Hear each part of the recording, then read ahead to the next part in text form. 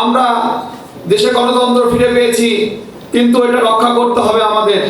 আমরা যাদের স্বাধীন হয়ে যাদের হাতে দেশটাকে তুলে দিয়েছি, নিয়মতান্ত্রিকভাবে যদি আমরা ধরি তত্ত্বাবধায়ক সরকার, তাহলে তত্ত্বাবধায়ক সরকারের নিয়ম 3 মাসের অধিক সময় নয়।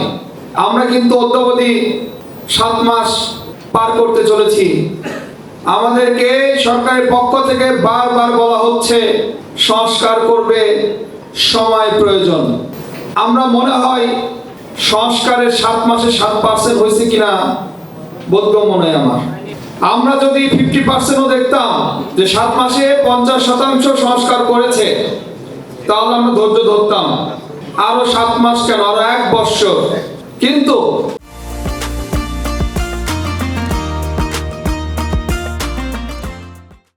যেহেতু দেখছি 7 মাসে 7% যখন সংস্কার করতে পারেনি, তাহলে 14 মাসে ওনারা পারবে না। তাই আমি বলবো যে আপনারা যদি সামনে 2-3 মাসে দ্রুত সংস্কার করতে পারেন, তাহলে আমরা ধৈর্য ধরব এবং আপনাদেরকে আরো সময় দেওয়ার জন্য দেশবাসীর প্রতি আহ্বান জানাবো। ভোটারদের ধৈর্য ধরতে বলবো যে আপনারা আরেকটু অপেক্ষা করবেন। সত্যি এই সংস্কার করছে, ভালো কাজ করছে। আমরা যারা এখানে উপস্থিত আছি, আমার বিশ্বাস কম বেশি সবাই আমরা রাজপথে ছিলাম।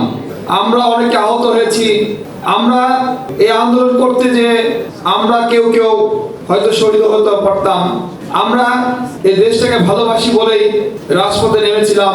আবারও যদি এরকম কোন স্বৈরাচার মাথা চাড়া দেয়, আমরা রাজপথে রক্ত দিতে দ্বিধাবোধ করব না। কারণ এই দেশটা আমাদের সবারই প্রিয়, আমাদের জন্মভূমি।